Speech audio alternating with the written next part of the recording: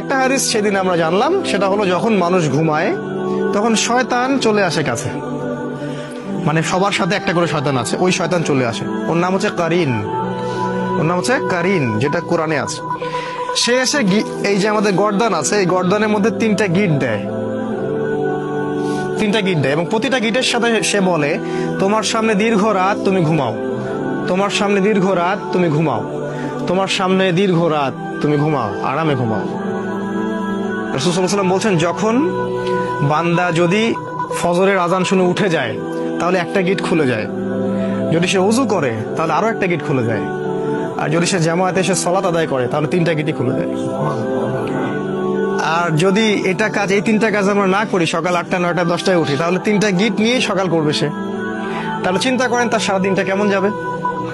আর হয়তো এই কারণেই রাসূল সাল্লাল্লাহু আলাইহি ওয়াসাল্লাম 3বার করে মাসাহ করেছেন, যাতে করে শয়তানের প্রভাবটা কম হয়।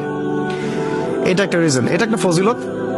আর আমি যেই কথাগুলো বলছি, এই যে ফু দিয়ে মাসাহ করা, আবার গিটের কথা, আমাদের মডার্ন সো কল্ড এই যে ওয়েস্টার্ন সিভিলাইজেশন এবং